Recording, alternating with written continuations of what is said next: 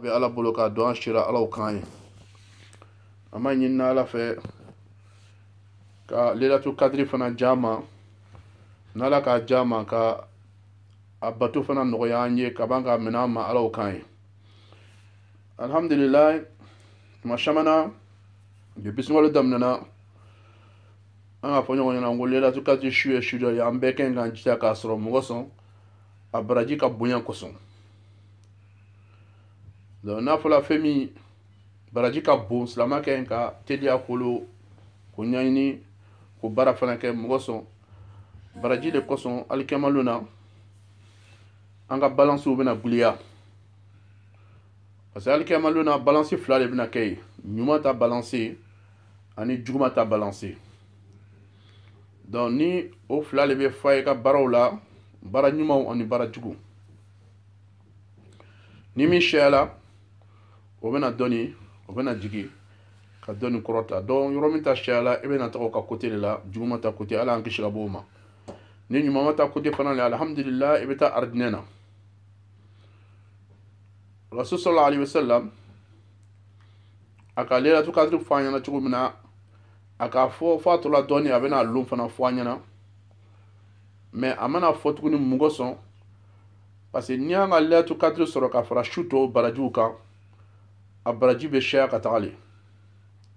parce que sunkalo kɔnɔ n'i ka baara ɲuman kelen kɛ o bɛ kɛ multiplier ka taa 70 fo ka sɛya n'o bɛɛ lajɛlen ye mais lon tɔw la mun tɛ sunkalo kalo ye n'i ka baara ɲuman kelen kɛ a bɛ multiplier 10 fois so baara ɲuman kelen ça fait 10 baraji donc n'i ka baara ɲuman kelen kɛ sunkalo la a bɛ kɛ baraji 70 70 donc o bɛ kalo min kɔnɔ mɔgɔ de kan ka kalo tɔgɔ yɛrɛ bɛɛ kɛ ala ko ye wasa i bɛ baraji caman sɔrɔ ka fara i ka lailatul qadri fana kan n'i sera k'o fana sɔrɔ a kɔnɔ mais lailatul qadri fana tuma caman na lɔnnikɛlaw caman ba ka kɔn an yɛrɛ ɲɛ dɔw ka lailatul qadri tɔgɔmasiri ye k'a lɔn fɛn min ye parce que rasul k'a fɔ an ɲɛna ko lailatul qadri bɛ lɔn fɛn fɛ a ka tɔgɔmasiriw di mais tɔgɔmasiriw ninnu bɛ na lailatul qadri kɔfɛ le a tɛna ka kɔn an ɲɛ olu kosɔn mɔgɔ kɛ ka to ka jateminɛ kɛ ka to ka tɔgɔmasiri ninnu kɔlɔsi lailatul qadri ye su min ye n'a nana a su fana c'est paisible c'est à dire que i b'a ye a waati sumanin de mankan ma caya parce que mɛlɛkɛw bɛ jigin comme ala k'a fɔ cogo min na ko mɛlɛkɛw bɛ jigin a su tɔgɔ fɛ ani ruh ani ala ka seyan bɛ fanga bɛ ala bolo ka duniya latigɛw kɛ n'a ye ka mɔgɔ bɛɛ lajɛlen ka latigɛ tigɛ n'a ye k'a bɛɛ sɛbɛn k'a bila ka bɛn a don su ma ani ka kow kɛ cogo min k'a laja ka bɛn su ma o fana bɛ jigin ni mɛlɛkɛw ye a ruh dɔw ko jibrila de ko mais jibrila ye mɛlɛkɛ dɔ le donc tuma caman na n'i ko jibrila i bɛ se ka fili parce que jibrila ye mɛlɛkɛ dɔ ye ala de ko mɛlɛkɛw bɛ jigin donc jibrila bɛ jigin ni mɛlɛkɛw ye mais ruhu n'i k'a faamu ɲɛnama an b'o de fɔla ɲɔgɔn ɲɛna parce que ala ko kɔrɔda kɔnɔ ko ni o k'i ɲininka mun le ruhu ye k'i y'a fɔ a ruhu min amrillahi ko ni ye ala ta ko le ye ale kelen de bɛ o ni tɔgɔ lɔn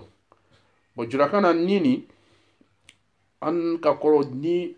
ani nafsu a ruhu wa nafsu an k'o bɛɛ kɛ kɔrɔ kelen jurakan na an k'a fila bɛn ko ni mais ni n'u bɛ ɲɔgɔn ɲɛ nafsu o ye komi ni dɔ ye min bɛ bɔ mɔgɔ la o de bɛ don mɔgɔ la ka ɲɛnamaya don mɔgɔ la o de bɛ kɛ bɔ mɔgɔ la fana ka fana k'i kɛ su fana ye n'a bolila i bɛ sa n'a donna mɔgɔ la i bɛ kɛnɛya donc ni den sera bɔli ma waati min na o bɛ ni don den na o ni nin bɛ bɔ la sanfɛ le ala fɛ yen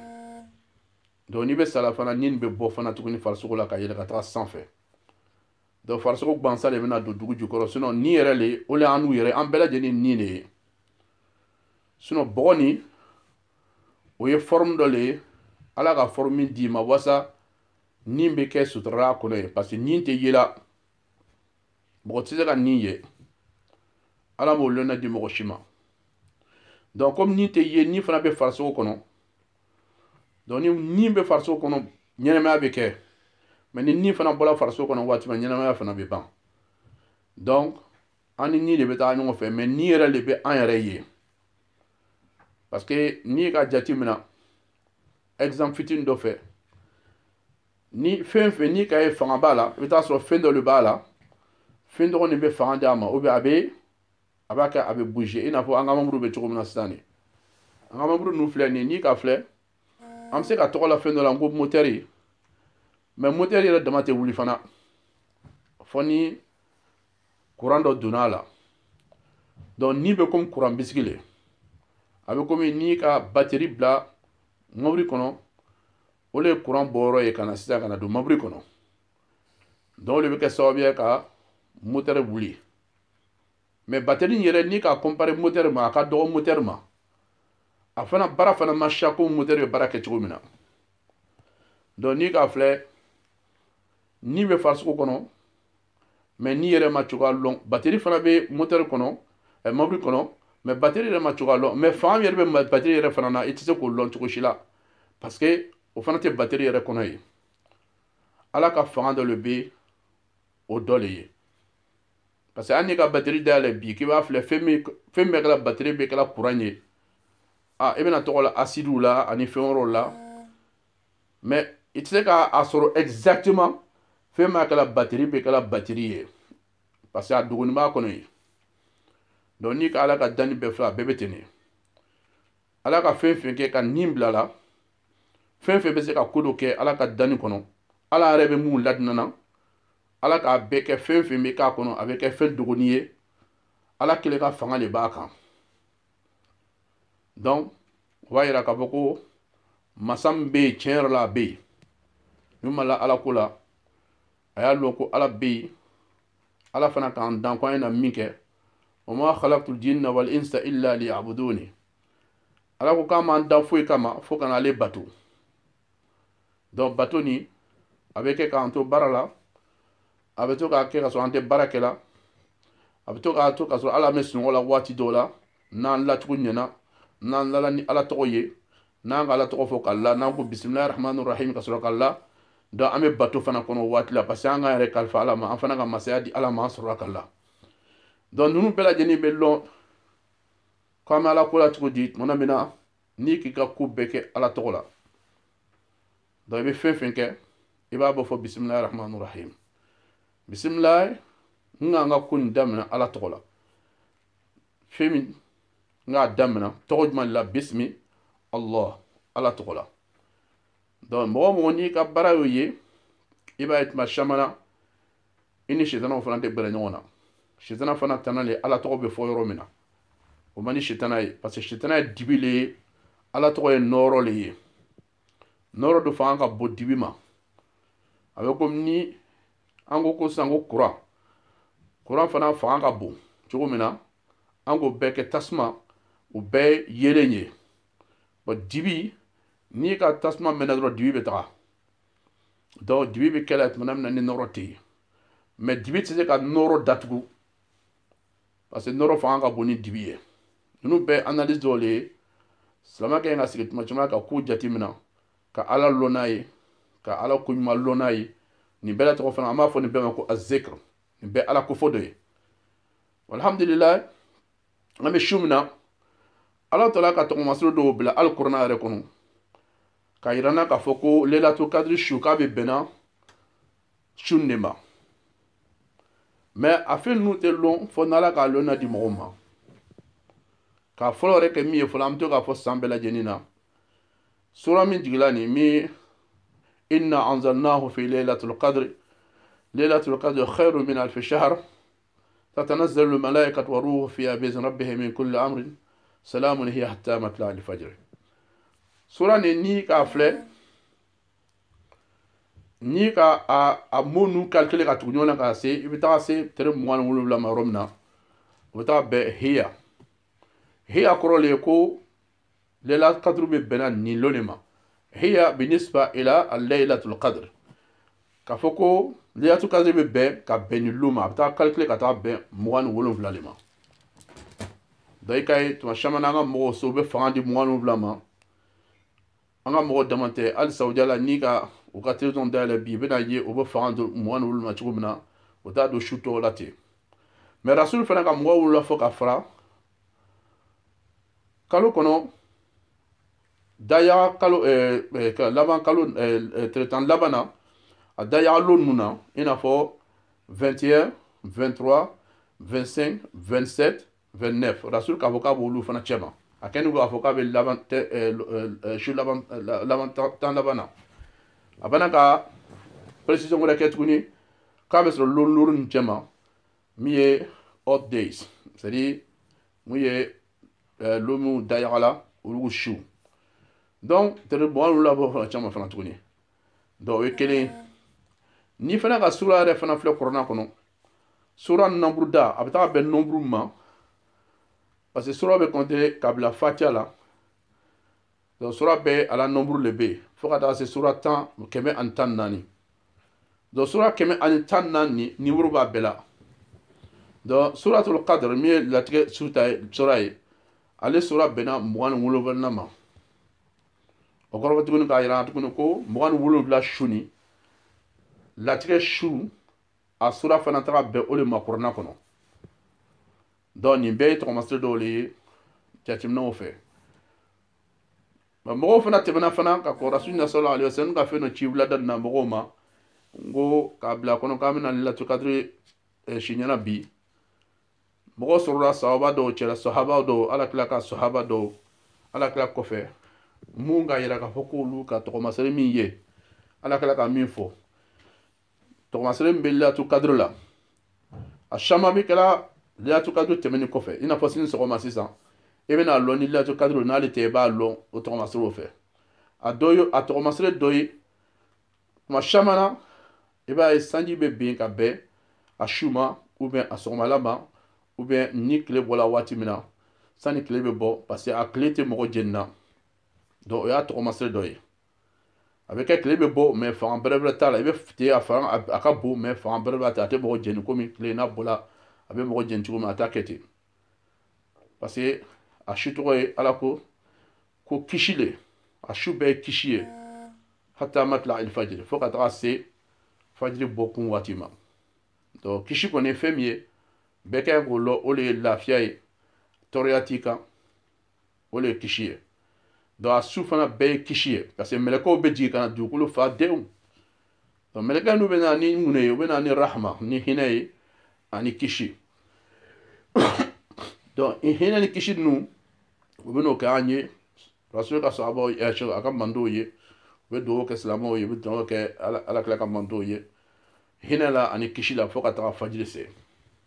donc olu su fɛ dɔw jaabi su le i ye jija i bɛ dɔw caman k'i yɛrɛ ye parce que latigɛ bɛ kɛ ka bɛn olu fana su fana ma fɛn fɛn bɛna kɛ san kɔnɔ o bɛɛ bɛ sɛbɛn ka bɛn a lɔn tɔgɔ su ma olu kosɔn ruhu bɛ jigin n'o ye ni mɛlɛkɛw ye ka na parce que o ye ala ka fanga dɔ ye min ale kelen de b'a contrôler donc tuma caman na hali n'i bɛ sunɔgɔ la ruhu ni nafsu bɛ ɲɔgɔn kan mais fɛn kelen tɛ mais u bɛ bɔ ɲɔgɔn fɛ ni mɔgɔ bɛ sunɔgɔ la i ruhu bɛ bɔ ani nafsu bɛɛ bɛ bɔ juru dɔ bɛ kɛ i ka nin na o juru bɛ kɛ ka kole ka i la yɔrɔ la i la yɔrɔ min na farisogo min na juru nin bɛ yen juru jan de a bɛ bɔ i la ni bɛ taa yɔrɔ o yɔrɔ a bɛ taa n'a yɔrɔ bɛɛ la fo n'ala k'a latigɛ ko i bɛ sa i bɛna sa donc o juru min bɛ tigɛ mais tant que juru ma tigɛ ni bɛ segin ka na don farisogo kɔnɔ tuguni i bɛ wuli o la i bɛ ɲɛnamaya kɛ an b'a jateminɛ o fɛ sisan ni an dala sisan an bɛ se ka sugo k'an yɛrɛ ye fo Côte d'Ivoire ou bien Mali la ou bien Burkina ou bien yɔrɔ o yɔrɔ sa min k'i diya i bɛ taa bɔ yɔrɔ bɛɛ la i bɛ taa yɔrɔ bɛɛ yara ka segin ka na voilà ni de bɛ bɔ k'o yaraw kɛ donc o sugo bisigi ye ka yira k'a fɔ ko an yɛrɛ danna ala bolo tɔgɔmasɛ caman b'an bolo ko saya ye tiɲɛ ye an n'an ma la sa an kɔni ka mɔgɔ caman a bɛ sa la ka sa ka kunu fana an ye la parce que ni n'a bɛ sela ka nin bɛɛ kɛ ka bɔ farisogo la ka b'an ka segin ka na don farisogo la o kɔrɔ ko ni sara ko ni bɛna segin ka na don farisogo la don min na ni sara kaburu kɔnɔ ni bɛ segin ka na don farisogo la ɲininkaliw bɛna kɛ k'i to ni b'i la farisogo la kaburu kɔnɔ donc tuma caman na an ye se ka ninnu bɛɛ ɲɛɲini k'a faamu diinɛ kɔnɔ mun kosɔn a b'an dɛmɛ k'an ka limaniyaw sabati a b'an dɛmɛ ka limaniyaw sabati n'a ye donc tuma caman na mɔgɔ dɔw bɛ yen olu tɛ nin si miiri bon or que nin bɛɛ lajɛlen ye zikiri dɔ ye ka se i ka ala ka danfɛnw ko miri kala ka masaya yiw kono nin bɛɛ zikiri dɔ ye k'i hakili jigi ala la donc alhamdulillah o ye an b'a fɛ ka yira ɲɔgɔn na suni a fanga ka bon ka se degré min na maintenant suni ale de ye bi suni a tɛ bi suni ye sa an tɛn'o lɔn fo sini sɔgɔma ou bien fajiri kɔfɛ komi k'a fɔ tɔgɔmasɛbɛ dɔw bɛna yira an na mais déjà sufɛ komi k'a fɔ cogo min na mafa bɛna kɛ yen hakilisigi bɛna kɛ bɛɛ la i b'a ye mɔgɔ caman fana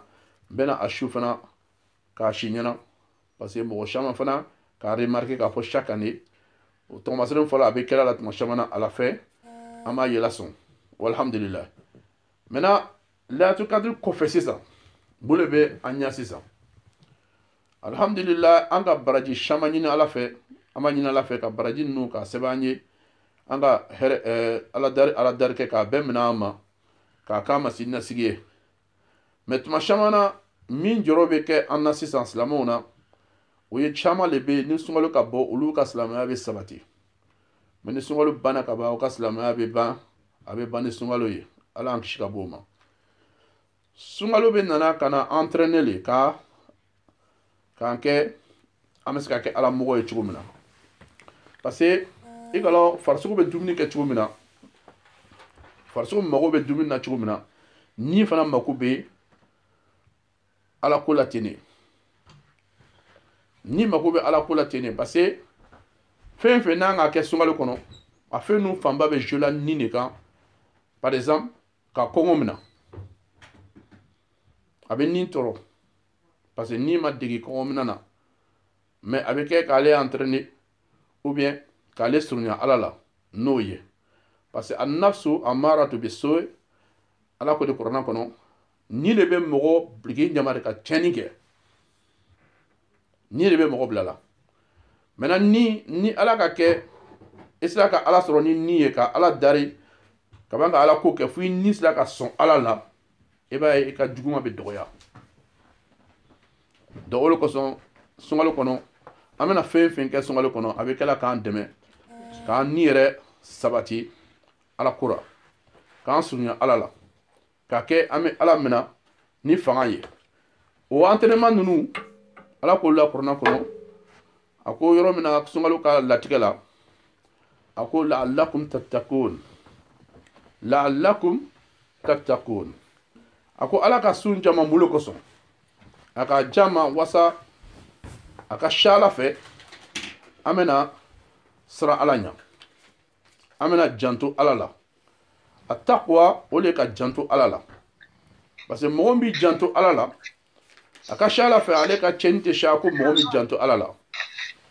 donc an ye jija an ye hakili to ala la waati bɛɛ lajɛlen donc sun dila ma min kosɔn wasa an hakili bɛ se ka to ala la cogo min na donc n'an hakili bɛ ala la waati bɛɛ lajɛlen i b'a ye i ka juguma bɛ dɔgɔya i ka ala ko fana bɛ caya parce que duniya fana jɛra ka se degré dɔ la i ka ala ko fana bɛ dɔgɔya duniya fana kanu bɛ kɛ sababu ye i ka ala tana ko fana bɛ caya ala y'an kisi ka bɔ o ma duniya ye fɛn min ye ala k'an da rasulu kama sallallahu alaihi wasallam ko ish fi dunya ka annaka ta'ish abadan ko i bɛ vie duniya la comme i bɛna vie éternellement wa ish ka annaka tamudu gadan ani i ye vie fana comme i bɛna sa sini c'est à dire sini dɔrɔn peut-être i bɛna sa donc i bɛ vie kɛ fɛn fila ni ɲɔgɔn cɛ saya ani ɲɛnamaya kana bɛɛ di saya ma kana bɛɛ fana di fɛngɛ fana ma ɲɛnamaya fana ma donc i bɛ k'a cɛ ma le donc i bɛ vie i bɛ nafolo ɲini k'a don ala ko la komi n'a k'i diya cogo min na i yɛrɛ fana bɛ plaisir sɔrɔ a kɔnɔ fana tuguni i fana bɛ siran fana sini peut-être ni sala sini nafolo nin bɛɛ bɛna to n kɔfɛ an tɛna se ka taga n'a ye n bolo donc a bɛ kɛ sababuya ye i bɛ nafolo ɲini na cogo min na i bɛ sini fana ɲini na n'a ye ten o la an bɛ kuma dɔ fɔ la an ko tuma caman na silamɛw bɛ siran karamɔgɔw bɛ siran ka jaga kuma fɔ silamɛw ɲɛna o tɛ siran mais mɔgɔ dɔw bɛ o ka wajibili yɛrɛ tigɛ mɔgɔ sɔn ka jaga kuma fɔ la mais jaga min fɔla ɲɛna nin wallahi karamɔgɔcɛ ta tɛ o an n'a ma di karamɔgɔcɛ ma problème t'a la mais a bɛ fɔla n'u min ɲɛna n'an ka valeur lɔn wallahi an bɛ jaga bɔ parce que jaga nin bɛ min ɲɛ an ma a t'a ɲɛ ni a nafolo t'an bolo ni ga ala be jaga fule nyana ko aka diba le folo aka nafolo dima foni ma songo la ko ala ka nafolo dima ni ga ko nafolo mi bol ala ka dima ifana sono e ka libena sonoma nala ko ki jaga bu ga nafolo e ba te bele ma mo son nala ka million kele dima ke million ke biloru mo kan loru boy ka million kele ko di alama e karamo che ni mo ma se ko kesa c'est que vraiment aller il est ingrat envers Allah parce que ala min ka nafolo dima aka mo wala jeni krefe ina be shi ɲɔgɔn fɛ a wuli ɲɔgɔn fɛ a k'o jɛn k'a dele ma o nafolo dele ma min kɛ k'i ye dɔ bɔ a la k'a di fantanw ma i kɛrɛfɛ o ye ala ta niyɔrɔ ye i ko k'o ka siya o ma n bɛna kisa fitini dɔ fɔ a ɲɛna walasa hakili bɛ se k'a sɔrɔ cogo min sa ala bata an bɛ to ka baro ka siya sɔn ale tun bɛ mɔgɔ dɔ ye a ka jinɛ ko tun ka bon kojugu a tun bɛ tile bɛɛ ban misiri kɔnɔ seli la a tɛ taga so kɔnɔ a bɛ taga sɔgɔma n'a banna fajiri la a bɛ to yen fo safo a bɛ sɔrɔ ka taga so kɔnɔ a bɛ tile bɛɛ ban misiri kɔnɔ kuma bɛɛ a bɛ misiri kɔnɔ yen jaa fantanya de kosɔn ale bɛ misiri kɔnɔ yen a tora la don dɔ la vraiment fantanya ka sɛgɛn kojugu a nana ɲini ala kila fɛ ko ka dugawu k'ale sallallahu alaihi wasallam fantanya k'ale sɛgɛn kojugu ale b'a ka bɔ fantanya la ten ala kila ko a ma sallallahu alaihi wasallam ko tuma dɔ la fantanya dɔw bɛ yen k'a fisa e ma ka tɛmɛ i kɛ waritigi ye parce que n'i kɛra waritigi cogo dɔ la n'i ma farati i bɛ se ka bɔ ala ko la i bɛ fili i laban bɛ cɛjuguya ala y'an kisi i bɛ ban ka taga don tasuma kɔnɔ ala y'an kisi ka bɔ o ma sa ala b'a ko k'o t'a la ko fo ale ye wari de sɔrɔ rasulu ko d'accord a ka dugawu k'a ye rasulu ka dugawu k'a ye min kɛ a ma mɛn dɔ nana ka na sagamuso saraka di rasulu ma sallallahu alaihi wasallam ko n fantan le ale ko taga di ale ma sa ala b'a ko sagamuso taga taa na ko taa mara a ba ka t'o la ka saga wɛrɛ sɔrɔ cɛman wɛrɛ sɔrɔ k'o fara kan ka t'o la saga nana commencer ka bugu donc sagadenw commencera ka sɛya donc parce que nafolo barika bɛ nafolo la ni fɛn min ye ani barika tɛ min na kelen tɛ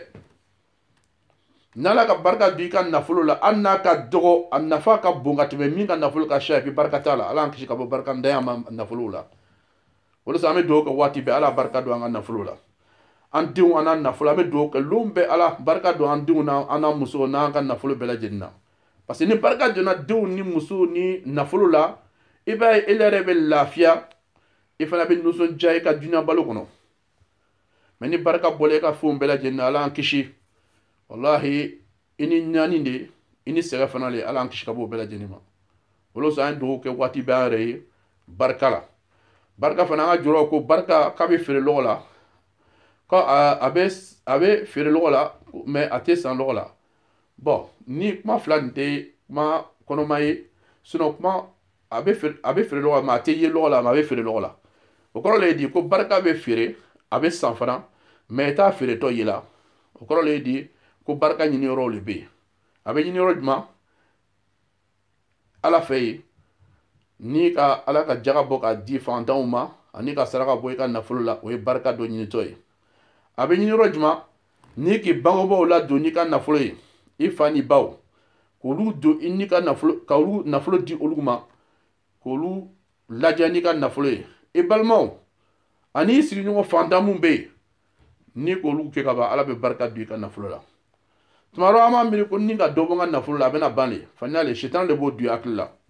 parce que sitan b'a fɛ ko an ye ja tigɛ an ka nafolo ko la an kana di ala ma parce que n'an ka di ala ma an bɛ gɛrɛ ala la an bɛ ja ala ye mɔgɔ min b'a di ala ma a ka di ala ye sitan de t'a fɛ ko an si ye ja ala ye puisque ale kosɔn an n'u kosɔn an fa kosɔn ale bɔra ala ka nɛɛma kɔnɔ donc ale ka baara bɛɛ ye min ye an ye jija sisan an kana se ka sira ɲuman ta parce que a ko le fɔ depuis lon min na gbɛnɛ ka bɔ ala ka nɛɛma kɔnɔ k'a bɛna lɔ an ka sira bɛɛ lajɛlen kan walasa an kana se ka tɛmɛ cogo si ka ala sɔrɔ cogo min na an kana aridinɛ sɔrɔ cogo si la donc ale ka baara a ka mission de b'o ye donc n'ale ka mission ye e fana ka mission ye min ye i fana b'i yɛrɛ kɔlɔsi sɛtana fana na parce que a ka une guerre ouverte a k'o kɛ an bɛɛ lajɛlen ye donc an bɛ an yɛrɛ kɔlɔsi sɛtana na alhamdulillah as we said at the beginning we got some people there our kids most of them are not sleeping they're listening to us as well we want them to benefit from this topic tonight about Laylatul Qadr. Laylatul Qadr is very important for each Muslim to find it on the last 10 days of Ramadan. The last 10-day night of Ramadan, that's the time the Prophet ﷺ said it will be one of the last 10 nights. It's very important to understand it. If you want to find something, you need to work for it. Like last time I was saying in the Khutbah, Juma day, I said if somebody told you it's 10 doors, inside that 10 doors, one of the doors you're going to open, it will be £1 million in one of those doors. But you have to open one door every night until you find the £1 million door and take your £1 million out of that door. Are you going to be lazy to open that door every night until you find that £1 million? You will never be lazy. You will find that £1 million because every night you make sure you open that door and trying to see if you got your £1 million in there. That's the same for Laylatul Qadr. 10 nights. The reward of 10 nights you're going to get inside one of those nights is 83 years of reward or more than 83 years. If you look at it, most of us or most of the people living this time, they don't last to that long. The age may get to 83 years. But if you got a reward of 83 years of reward of doing any good deed, one of the good deed you did on that night of Laylatul Qadr, you got a reward at 83 years or more. So Alhamdulillah, we're not going to be lazy about that. That's why tonight we're all gathering here to try to get that night. Because anything we do today or sitting there listening to each other about any preaching we're doing and you listen to it, you got the reward of it. And that reward will be counted for 84 years of reward for listening to a topic about Allah's and understand more our religion and to go what we're looking for Laylatul Qadr. Like I say, don't just sit there. I said at the beginning, anyone coming now, make sure you be doing Allahumma innaka afuwun tuhibbul afwa fa'fu anna. Allahumma innaka afuwun tuhibbul afwa fa'fu anna. Everybody's supposed to be doing that. Listen to me at the same time because that's what we need for tonight. If you don't know that, say astaghfirullah, astaghfirullah, astaghfirullah as much you can until we finish the topic. Inshallah, Imam Musa is there now. I can see his thing there. Inshallah. And very soon, inshallah, he's going to pop up and we're going to pass the topic to him. As I was saying, we want you to try to get better and learn more about your religion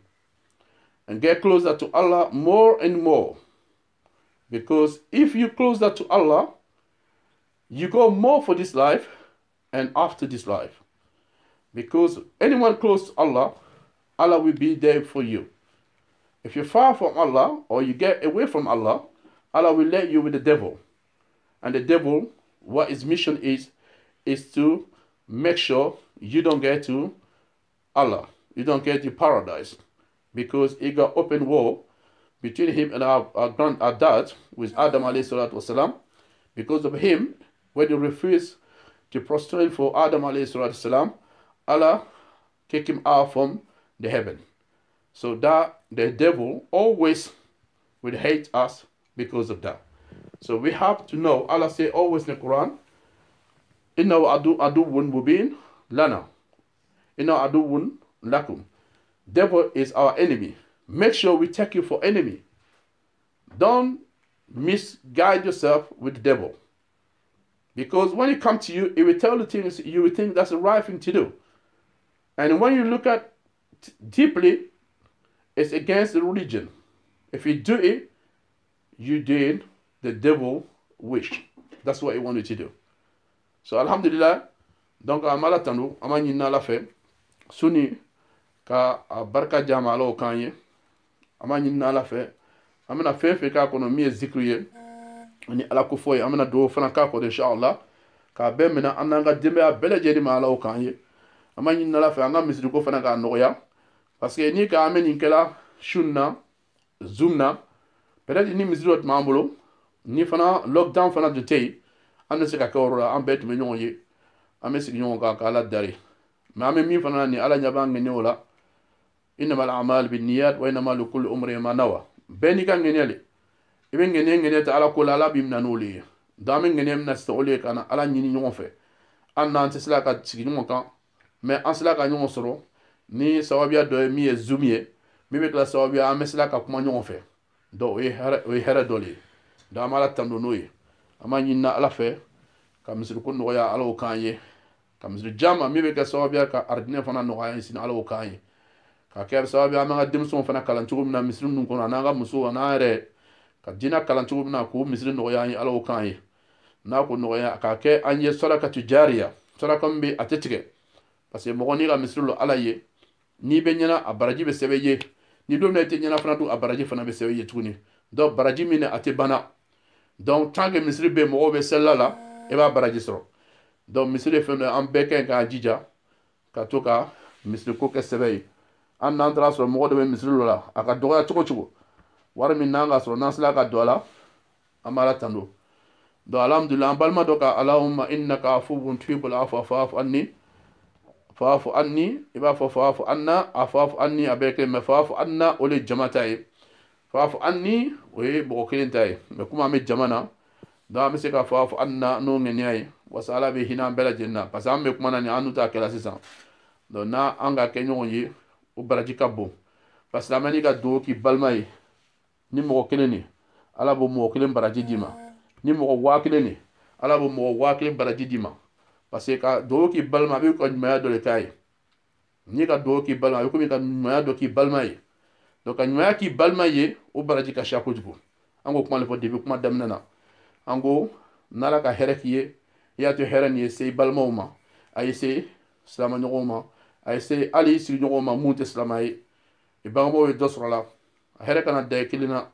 parce que hɛrɛ nin n'i ko i y'a tɔnɔ sɔrɔ i y'a tɔnɔ sɔrɔ duniya kɔnɔ ani k'a tɔnɔ sɔrɔ fɛ alikiyama o de hɛrɛ ka bon donc an ye jija ka an ka hɛrɛ an b'a ɲini cogo min na an bɛ ala ɲini n'a ye ten fana ka fana k'an yɛrɛ nisɔndiya n'an ka duniya kɔnɔ surtout an ka denbaya ninnu an kana hɛrɛ caman sɔrɔ et puis k'a fɔ olu la parce que tuma caman na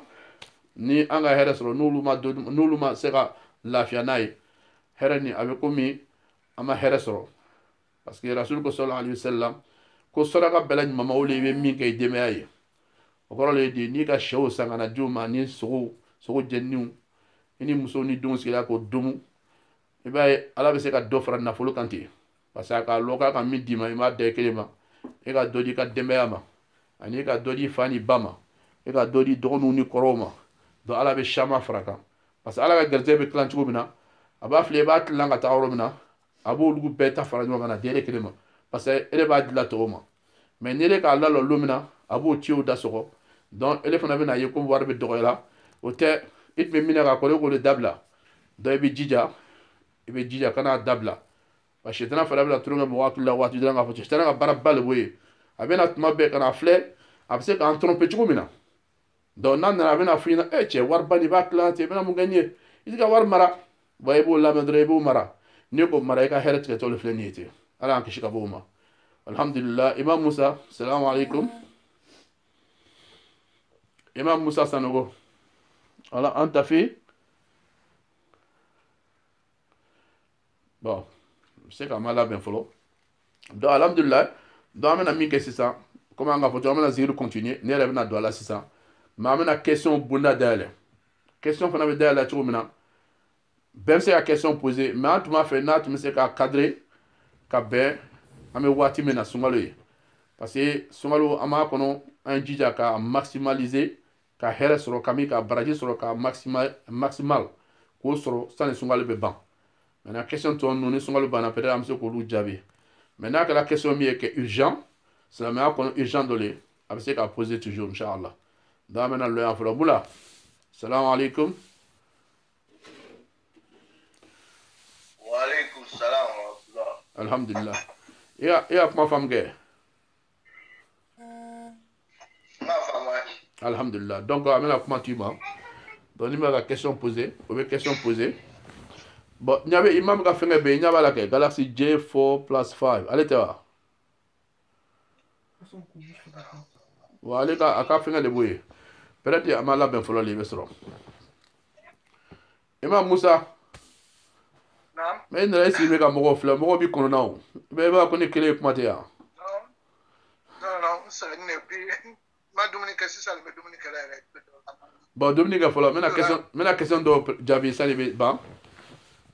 e be se ke nyatu ka dumuni ka me la meni ke quoi ni question be na ma se ka jabi ma passer ma dumuni ke wa e be ga fenga datu mo ki ni dumuni na quoi il a imagé comme il dumolo ke hein ah donc abana ke be se ka am yefle dumuni na ka ko fana kan bismillah donc fengo dele la اللهم إنك عفو تحب العفو فاعف عني اللهم إنك عفو تحب العفو فاعف عنا بسم الله question de là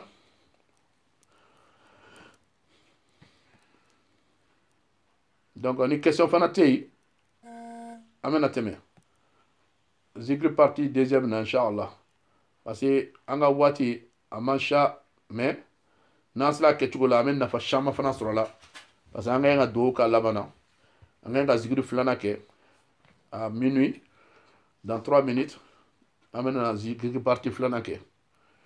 donc on a baron là c'est ça amesroka imam mesroka commence à aller banatala on va se repérer dans ce là fingela finge ban watila l'air ban watila inchallah donc question watile angana mania question na parce que question fait islamia ko mo tem malela ka question ke adi ni man ngali ke ali kama luna nala be mina ati mina ka boki ma londe abi mina parce que ma nyini islamia ke nga dina nyini foka lo voilà ni ma nyini ka foko ti malo te ala fe donc o le koson angay nga ngali ke angana malia dola angana malia fo dora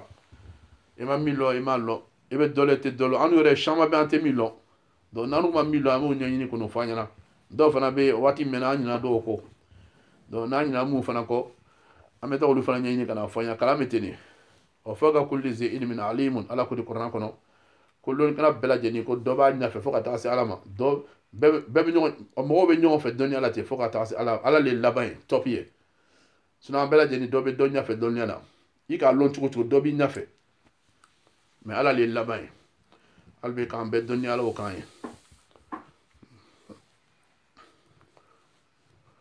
mula 2 minutes be وعليكم السلام ورحمة الله تعالى وبركاته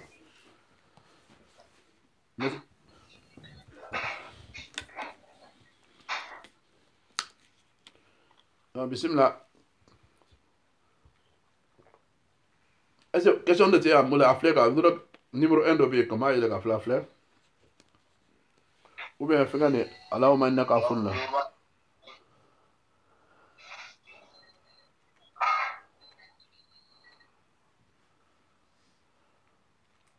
faafu anni ok d'accord complet ok dole ka anni bla adam le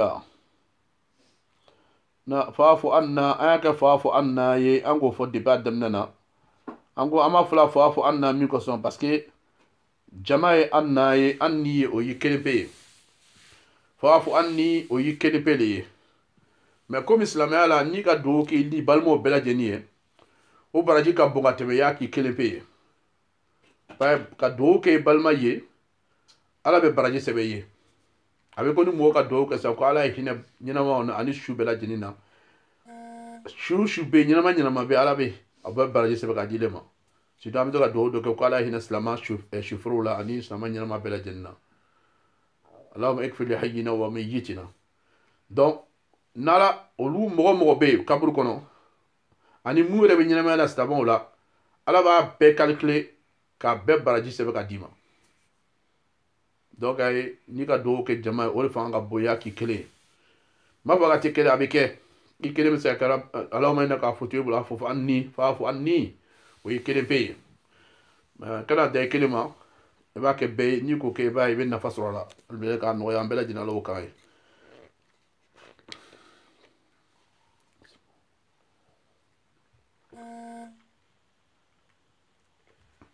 bon maintenant une question tie maintenant mi fara kan o le zakatul fitri un jija an kana to selibe an ta seli kene na ka seli kene ka ban ka so ama zakatul fitri bo zakatul fitri e komi an ga sun blasra nale abanga su blasra ka se asiro la ni ma ke e ka sun me lo sara n'a ka ala jaba mina n'a ka jata mina mamala dari ala an bɛɛ ka sun na mɔgɔ sɔn n'i yɛrɛ ka filɛ kɔngɔ min b'i la sunkalo kɔnɔ kɔngɔ b'i sɛgɛn cogo min jiminɔgɔ b'i sɛgɛn cogo min na n'a fɔra ko selidon na e bɛna dumuni kɛ k'i kɔnɔ fa k'i kɔnɔ nɛɛma n'a ye mɔgɔ dɔw bɛna sɔn silamɛw cɛna min tɛna se ka dumuni kɛ e ka ɲi k'i yɛrɛ ɲininka ni ele ye silamɛ ninnu balima dɔ ye ka sɔrɔ silamɛ ka ɲi ka kɛ ɲɔgɔn balima le silamɛw de ka ɲi ka kɛ ɲɔgɔn balima ye mɛ ayiwa donc rasul sallallahu alaihi wasallam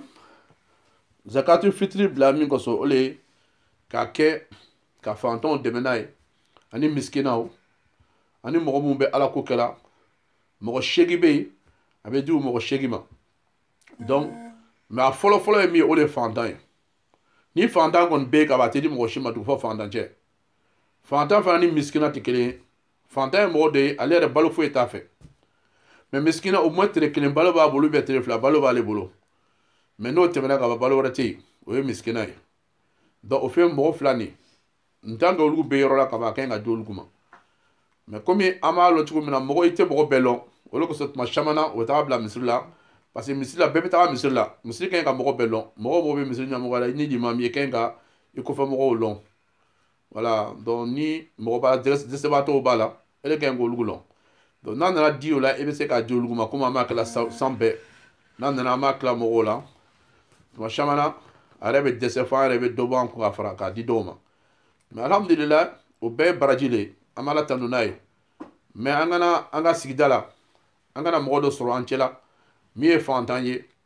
et puis an ni silamɛw bɛna seli kɛ k'an nisɔndiya n'a ye et puis k'olu to ka fantanya kɔnɔ u kana se ka nisɔndiya kɛ o man ɲi o tɛ silamɛya dɔ ye ala y'an kisi ka bɔ o ma donc o kuma de bɛ yen zakatu fitiri ta côté la bon an fana ka a fila bila an bɛ se a tabi caman di mun la ma parce que an bɛ fara ɲɔgɔn kan yɔrɔ caman na juma seliw ani an bɛ fɛnw kɛla suntigɛyɔrɔw kɛla ɲɔgɔn bolo mais komi lockdown bɛ yen an tɛ se ka ɲɔgɔn sɔrɔ ten donc association ka compte bɛ an k'o fana bila ni min ka mun la a b'a diya ou bien mun la ka compte fana bɛ yen a bɛ se ka bila mun la n'a ko compte a b'a wele a bɛ compte di yan a bɛ se ka bila o fana kɔnɔ mais a essayer ka kɛ a essayer a seyɔrɔ la sanni selikɛnɛ bɛ yen i bɛ selikɛnɛ i bɛ taa seli ka seli ni selikɛnɛ banna ka ban n'i ma zakatu fitiri bɔ n'i k'a bɔ a bɛ kɛ saraka ye zakatu fitiri tɛ tuguni zakatu kɔrɔ de ye ko a zakatu fitiri zakatu ka saniya ka sun tigɛ i ka sun min don o ka tigɛli k'o saniya a kɔrɔ de b'o ye donc n'a kɛra sɔraka ye sɔraka bɛ di waati bɛɛ donc o kɔrɔ ye ko i ma jaga bɔ i ma zakatu fitiri bɔ ale ni jaga dɔn tɛ kelen ye dɛ jaga min kan ka bɔ san kɔnɔ o tɛ kelen ye o bɛ danna donc o fana silamɛ bɛɛ ka ɲi ka o bɔ n'a nafolo b'i kun n'ala ka wari d'i ma i bɛ jaga bɔ k'a di fantanw ma an kumana o la ka ban sunkalo kɔnɔ ni mun nana zoom na an k'o baro kɛ donc an tɛna sigi o ka su na puisque temps ɲɛnama tɛ yen bon n'ala sɔnna an kɔni bɛ yen fo ka taga se tɛnɛ 29 su la an bɛ to ka barow kɛ sɔn ani ka zikiriw kɛ ɲɔgɔn bolo chaque jour de 18h à 20h donc an tun b'a la depuis sunkalo daminɛna de 17h30 à 19h30 mais comme l'heure change an k'a bila maintenant de 18h à 20h donc mɔgɔ mɔgɔ n'i bɛ se ka na i bɛna fara an kan an b'o kɛ ɲɔgɔn bolo an bɛ zikiriw kɛ an bɛ dugawu kɛ ɲɔgɔn ye an ka kɔrɔna jigin ka ban siɲɛ 2 ka ban kɔrɔna bɛɛ kalila siɲɛ 2 an banna o la an ka sabanan daminɛ bi an b'a fɔ k'ale fana jigin bon n'a ma se ka jigin ka sunkalo ma ban sunkalo kɔnɔ an bɛna jigin sunkalo kɔfɛ an bɛna tɔ jigin au moins an bɛna kɔrɔna jigin siɲɛ 3 kɔrɔna jigin yɛrɛ dama n'an k'a filɛ a kelen jigili a hɛrɛ bɛ se an bɛɛ lajɛlen ma ka bɔ baraji la ani ka bɔ fana hɛrɛ fana sɔrɔli la parce que kɔrɔna jigili tɛ tulon kɛ fɛn ye mais mɔgɔ min bɛ kɔrɔna valeur lɔn n'a fɔra k'a ka kɔrɔna bɛɛ kalan a ka ɲi ka taa a ka kɔrɔna jigi la mɔgɔ sɔn kɔrɔna la jigila a jigila yɔrɔ min na nɔrɔba de bɛ kɛ yɔrɔ tɔgɔ la ye mais mɔgɔ min ka kalan nɔrɔ bɛ kɛ olu bɛɛ fɛ a ka so kɔnɔ donc nɔrɔ nin k'a fɔ cogo min na sitana tana ye nɔrɔ nin fana ye hali banajugu bɛ mɔgɔ min na n'i ka baara ye kɔrɔna kalan ye a ka ca ala fɛ sitana tɛ gbɛrɛ la ten donc hali ni banajugu bɛ mɔgɔ jinɛ bana ni fɛn bɛ mɔgɔ min na i bɛ jija sɛji ni kɔrɔna kalan na donc ninnu bɛɛ topic dɔ ye sujet dɔ subject dɔ ye subject an ka min baro kɛ ka ban mais an bɛna segin o kan de temps en temps an fana ka zikiriw caman di ɲɔgɔn ma imam ni pɛrɛla i b'a to n b'a lɔn dɛ parce que an bɛ taga cogo min na nin e bena shun be kete tena kuma o mai e ma plato min na fola nta mena imam ye mute la e be mute la e faut mute yourself bouton dige wala c'est ça c'est kuma on te la dumunna alhamdulillah donc e be c'est kuma ça bien ba me zikri ka folo ma me zikri ka d'accord me zikri ka folo d'accord et la sujet bena ga muleka mena kuma lailatul qadr le ka kuma lailatul qadr ok si on ne ka donne fola là-bas voilà comme il était donc ni be se ka do foro kan fana c'est bon parce que n'a que la sujet clé voilà il veut comment ni sungalo bana inshallah voilà sungalo sumbe albe sundo be lu kan ka do fana sungalo ko fe voilà sana me ba zikru la be o kida chama blandi krefe nyaba kitabu la kaba o fle ko sani amesima voilà sundo te sungalo droy wati wala fana se ka sunye fana inshallah alhamdulillah donc amena zikru continuer si ça amena zikru minke ole bismillahir rahmanir rahim bismillahir rahmanir rahim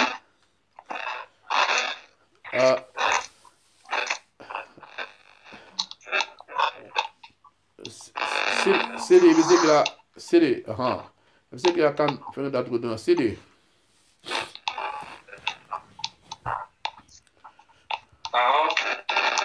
ya fene dale no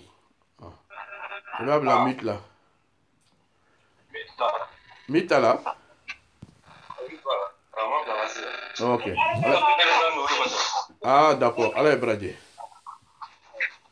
ou bien monsieur kabla ye na kija monsieur kabla ye ouais ok ndawo ga tige bena mi ko nga bola kasote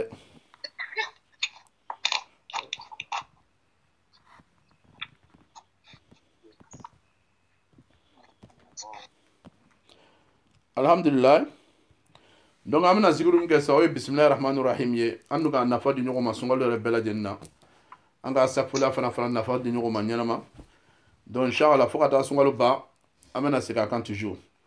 donc amena minke bi ole bismillah amena na awa muganke 20000 bismillahir rahmanir rahim andu ga watan flake mais comme o ka shabi amena na 10 minutes di nyoko ma bébé jija ka 1000 ke 1000 bismillahir rahmanir rahim 1000 fois voilà bon namo lat manamina nebina qur'an kalandoni adam beya adam kone adama kone mula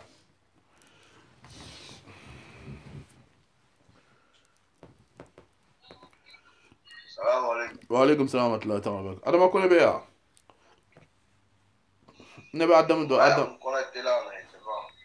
أوكي نياتا تقول أرونا. نبي آدم دونا. نياتا لتنا. فنا كلا بي galaxy دولاي. أي جيجا يا تقول سبب كوا. سسلام يونا كبساني دو بكلا واتي من أمال أمي دو كلا أمي مغو تقول فنا فلاك دو كافي. so ناقا بلاكو iPhone أمي دو iPhone يلي. be galaxy ama ke galaxy de donc be to bla comme ça malo anima ami to ami photo ye ni to be ka ba c'est bon to bla man no ba fledre ba bla la rapidement bon ni ma to bla nanga il faut do fana malo mo omne do fana lu ka image be ka mo lu yila voilà donc pronto lu tala nya bol la ka ba bon ni ta ba ka photo bo pronto la ba to bla dron ba imam on voit pas elle a dit qu'il est allé 20 minutes si il est là. Ah ok, d'accord. Mais avec moi il fait affaire ima kuna ja yoro de là. Parce que il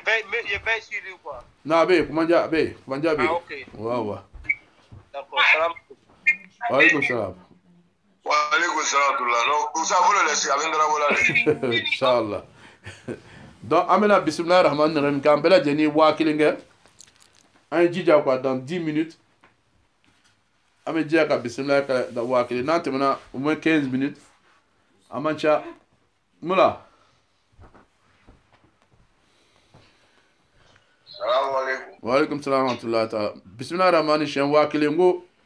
15 minutes kon abse ka bon kono pa anga do ke akor comme il est ka chama kala ka ba Chamwa kile. ah 1000 fois Lai. no ko mo ka chaminge ou ama ke 500 yo Ouais. dans ma que 500 ouais donc maintenant ma dafo la faut ma de la facile quoi quand on regarde donc c'est inchallah ok donc ame 10 minutes normalement pour 500 bismillah ar-rahman ar-rahim we're gonna do bismillah ar-rahman ar-rahim 6 or bismillah ar-rahman ar-rahim 500 500 bismillah ar-rahman ar-rahim bismillah ar-rahman you count it on your beat if you can you count for 500 if you do 5 times your beat that's 500 if you can do more than that alhamdulillah you're welcome to do it if you can't you just do 500 minimum 500 inshallah donc allez nous damna imam anga Quran dam na Quran quoi ok. voilà donc on met juzu awal là Ok. donc on a juzu sani kalanga bien Ouais, maintenant, allez, donc ne bena sa ju kala anamaba gwa namaba ma tola banko fe kwa ni mogo ma nga mogo fe parce que kuma ron c'est important non ok. ou bien tina sira kuma Maintenant, essayer de comment, Inch'Allah. ou bien ame corona to la ke ame yasin kala ou bien Non, ni ka min fɔ a ma t'o la o ka ɲi. non mi bɛ nɔgɔyalen ma quoi ne ka min fɔ tɛ dɛ ni min bɛ nɔgɔya a ma k'o le ye i man ka dɔɔni kɛ 500 sisan min bɛ nɔgɔya bɛɛ ma quoi fa an bɛ kuran kalan ka ban lon bɛɛ Ouais. bon Adam ka yasin 51 fois k'o kɛ ka ban voilà donc an bɛna dɔ fara o kan inchallah Adam yɛrɛ tɛ yen Ok. An bɛ Yasin kalan inchallah. an bɛ siɲɛ kelen kelen kɛ o la yasin siɲɛ kelen quoi Ouais. et puis an bɛ sɔrɔ ka k'i la waazu tugu a la parce que l'heure bɛ taga la dɛ Ok, n'a mɛn. an bɛ sɔrɔ k'i la waazu tugu a la quoi Ok. inchallah wa alaikum salam Adam i ka jorikɛ bɛ yen Adam i ka jorikɛ Kɔnɔdɔ. i y'a kɔnɔ kɛ ka ban alhamdulillah d'accord ɲɛ b'a dala fa tan na kɛ Ok, inchallah. waaw ala kɛ baraji صدق الله مولانا العظيم آمين وبلغ رسوله الكريم آمين ونحن على ما قال ربنا وخالقنا ورازقنا من الشاهدين آمين اللهم ارحمنا بالقرآن واجعله لنا إماما ونورا وهدى ورحمة آمين اللهم ذكرنا منه ما نسينا وعلمنا منه ما جهلنا آمين وارزقنا تلاوته آناء الليل وأطراف النهار آمين واجعله لنا حجة يا رب العالمين آمين اللهم أصلح لنا ديننا الذي هو عصمة أمرنا آمين وأصلح لنا دنيانا التي فيها معاشنا آمين وأصلح لنا آخرتنا التي فيها معادنا آمين واجعل الحياة زيادة لنا في كل خير آمين واجعل الموت راحة لنا من كل شر برحمتك يا أرحم الراحمين آمين اللهم اجعل خير أعمالنا آخرة وخير أعمالنا خواتمة آمين وخير أيامنا يوم نلقاك فيه آمين برحمتك يا أرحم الراحمين آمين اللهم إنا نسألك عيشة حنية آمين وميتة سوية ومردا غير مخز ولا فاضح آمين برحمتك يا أرحم الراحمين آمين اللهم إنا نسألك خير المسألة وخير الدعاء آمين وخير النجاح وخير العلم آمين وخير العمل وخير الثواب آمين وخير الحياة وخير الممات آمين وثبتنا اللهم وثقل موازيننا آمين وحقق إيماننا وارفع درجاتنا وتقبل صلاتنا واغفر خطيئاتنا ونسألك اللهم العلا من الجنة برحمتك يا أرحم الراحمين. اللهم إنا نسألك موجبات رحمتك وعزائم مغفرتك والسلامة من كل إثم والغنيمة من كل بر والفوز بالجنة والنجاة من النار برحمتك يا أرحم الراحمين. اللهم أحسن عاقبتنا في الأمور كلها وأجرنا اللهم من خزي الدنيا وعذاب الآخرة برحمتك يا أرحم الراحمين. اللهم اقسم لنا من خشيتك ما تحول به بيننا وبين معصيتك ومن طاعتك ما تبلغنا بها جنتك ومن اليقين ما تحول به علينا مصائب الدنيا ومتعنا اللهم بأسماعنا وأبصارنا وقواتنا ما أحييتنا واجعله الوارث منا واجعل ثأرنا على من ظلمنا وانصرنا على من عادانا ولا تجعل مصيبتنا في ديننا ولا تجعل الدنيا أكبر همنا ولا مبلغ علمنا ولا تسلط علينا من لا يخافك منا ولا يرحمنا برحمتك يا أرحم الراحمين. ربنا آتنا في الدنيا حسنة وفي الآخرة حسنة وقنا عذاب النار. ربنا لا تزغ قلوبنا بعد إذ هديتنا وهب لنا من لدنك رحمة إنك أنت الوهاب. اللهم فارج الهم وكاشف الغم مجيب دعوة المضطرين رحمن الدنيا والآخرة ورحيمهما أنت ترحمنا فارحمنا برحمة تغنينا بها عن رحمة من سواك برحمتك يا أرحم الراحمين. اللهم ربنا لا تدع لنا في مقامنا هذا ذنبا إلا غفرته ولا مريضا إلا شفيته ولا هما إلا فرجته ولا كربا إلا نفسته ولا عيبا إلا سترته ولا ضالا إلا هديته ولا عائلا إلا أعنيته ولا حاجة من حوائج الدنيا ولك فيها رضا ولنا فيها صلاح إلا أعنتنا على قضائها ويسرتها برحمتك يا أرحم الراحمين. اللهم إنك عفو تحب العفو فاعف عنا.